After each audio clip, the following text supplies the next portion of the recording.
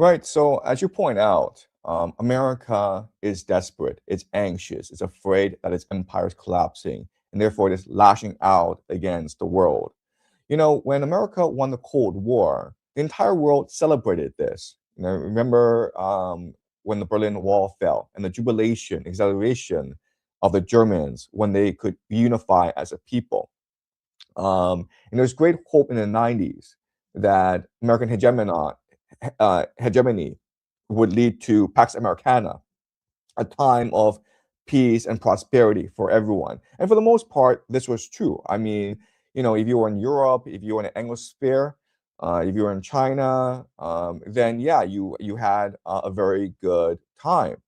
But unfortunately, America started to become corrupt and arrogant. So after 9/11, America launched these wars in the Middle East for no particular reason. It destroyed Afghanistan as a viable nation state, destroyed Iraq, which in 1980s was a flourishing, prosperous middle-class nation. It destroyed Libya, it destroyed Syria, again, for no particular reasons. And so America start to become this bully in the Middle East in order to enact its certain ideas about the world. Okay, and then you have this massive corruption, which led to the 2008 great financial crisis, which almost collapsed the entire global economy. So what's happening was that because America was the only hegemon, most countries of the world were sending their investments to America, and Wall Street became the most powerful entity in America. It led to the financialization of America. So it shipped its manufacturing overseas, primarily to China, and America focused on financial services. And that led to speculation, that led to gambling, that led to risky assets like derivatives. And ultimately, this system imploded in the 2008 great financial crisis. And not only did no one go to jail for all these crimes and these misdemeanors, but in fact, the financial industry was able to cement its local power over America. And this has led to, first of all, massive inequality in America, where if you are just an average person, the American dream is dead to you. You can no longer afford to buy a house. You can no longer afford to have a family. You can no longer afford to retire. It's led to massive inequality. It's also led to massive corruption, where the Washington has been completely co-opted by the financial elite. Both the Democrats and Republicans serve the financial elite of Wall Street. And the third thing is that it's led to complacency. It's led to arrogance. America no longer makes things. It just makes things up. I mean, America has become this fantasy land. And so, yeah, so the American empire was not sustainable. But at the same time, the American empire still has the greatest military in the world. And the Russians were really the first to challenge American global hegemony by invading Ukraine. And at that time, the Americans did three things, right? The first thing that they did was they sanctioned Russia, which meant that Russia is no longer able to trade with anyone through the SWIFT system, um, the financial architecture of the world. So the SWIFT system, the Russians were banned from. Second thing that they did was split in theft, where $300 billion of Russian assets were seized by the Europeans and the Americans. $200 billion still sits frozen in European banks. A few months ago, the Europeans were discussing the possibility of using these Russian stolen money to finance the war in Ukraine. Um, and the third thing that the Americans did was blockade or ask Europe to stop buying cheap Russian energy. We know exactly what happened afterwards. Okay, the North Stream pipeline was blown up, and Germany was forced to pay 50% more for its energy needs from the Americans, liquefied natural gas from the Americans, and so the German economy basically collapsed, right? So by using its imperial powers, what America did was not really destroy Russia. Actually, America destroyed its reputation, right? Because if you can just steal money that people put in your banks, no one's going to put any money in your banks anymore. And so this has led to a massive downgrade in the power of the U.S. currency, the U.S. dollar. It's America cannibalized its own allies. Europe has collapsed economically. Germany is suffering really, really badly. And it's really emboldened the world to stand up against America. So remember, what happened after the Russian war is that the aura of inevitability and invincibility that sustained the American empire start to be broken. And then you have these nations in Africa who started to seek self-sufficiency. They wanted national sovereignty over their own resources. And so they threw out, the French colonial powers, they threw out the French military, the Sahel, right?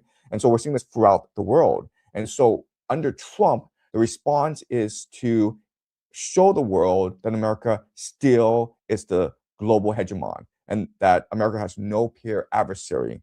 And that's why we saw the kidnapping of Maduro, President Maduro from Venezuela, which is a blatant violation of international law. It was a complete humiliation of the Venezuela nation state as well its people. And then, of course, remember that they paraded Maduro on the streets of New York as though he was this captured war prisoner. And so it's humiliating for him as well. And then after Venezuela, of course, you have this war in Iran. And this war in Iran was, again, meant to show the world that America still has it, that the American empire cannot be challenged. And now it's kind of blow up in their face, okay? But that's a background as to how this war started. I think for many years, with the outcome of the British Empire, which is all these Arab states are the output of the British Empire. And then you see the American bases in these countries. A country like Saudi Arabia, who has a defense budget that more than 10 times of the defense budget of Iran. And they're not even capable of defending themselves. They need American bases in their countries. Who are these Arab states and what is the agenda? Because so far from what we've seen in this, it wasn't less than it was 7 days, 8 days that we have this conflict between Iran and the United States, this war that totally devastated all these American bases in the Persian Gulf. And that's why the early warning system in Israel is not working the way it was before the war started. And they're told somehow blind, and they don't know how to predict these missiles that are getting to Israel. On the other hand, you mentioned something so important, which is the invasion on the ground in Iran. That we had the Iranian foreign minister having an interview with NBC, MSNBC, said that we are prepared. We are prepared for them. And how do you see the whole game in the Middle East, and how this war is not a game anymore? The war is killing people. And Right. So, first of all, it's important to understand that these GCC countries, they are artificial constructs of empire. Okay, so let me explain what I mean by that. First of all these nations were supported, they came into being because of the British Empire, right? So Saudi Arabia, the House of Saud, they were put into power by the British Empire as a counterweight to the Ottoman Empire. So it's this great game, and the British Empire just put their puppets into place into different Middle East countries because they knew that these countries had massive amounts of oil, and that oil would be the great wealth of the 20th century. And so it was all planned before. So all these monarchies, they owe their they owe their allegiance to empire, right? So after the British Empire fell, the American Empire replaced them, and so and then the American Empire maintained this sort of vassal relationship with these Gulf states.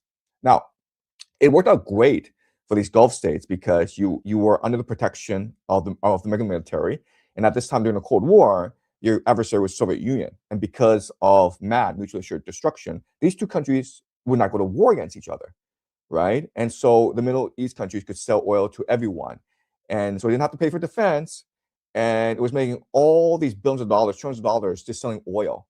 So it was like the best deal in the world, and that allowed these GCC countries to expand, okay, to grow their population, to build cities.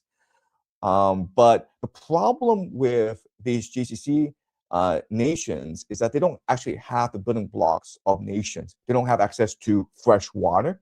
60% of the water comes from desalination plants. They don't have access to their own food.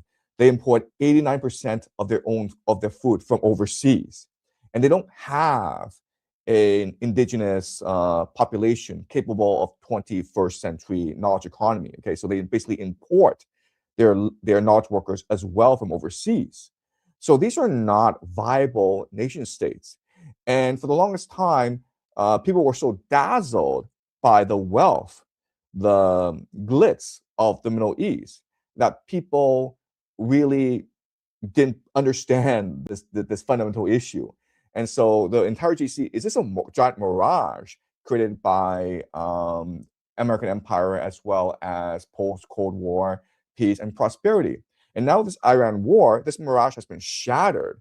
And now everyone understands how easy it is to destroy any of these nation states. What's happening in Bahrain right now is literally a revolution because most of the country, or about 50% actually, is Shia minority, and they are ruled over by the Sunnis, and so there's a religious dynamic going on. And the Bahrainians are naturally sympathetic towards Iranians, and they don't like the fact that the American Fifth Fleet is based in Bahrain.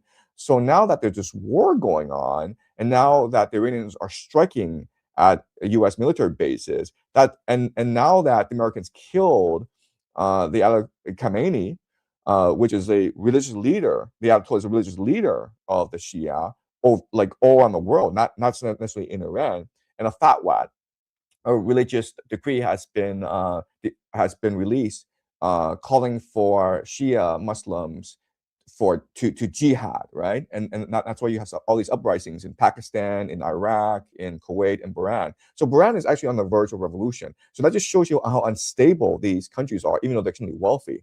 UAE had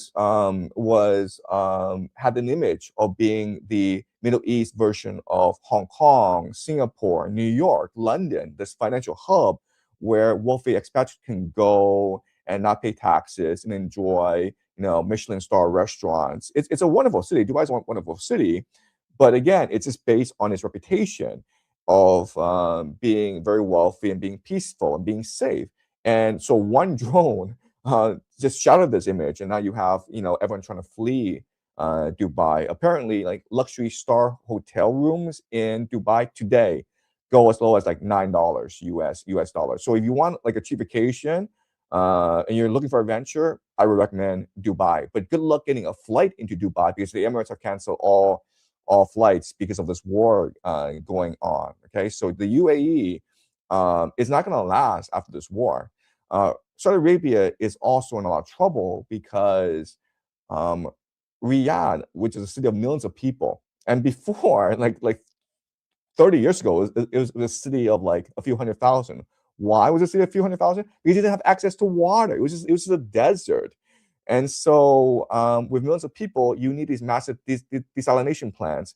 But then you can blow these desalination plants up easily with a drone, okay, with a $50,000 drone, and completely destroy Saudi Arabia. Okay, so these GCC nations are not sustainable in the long term.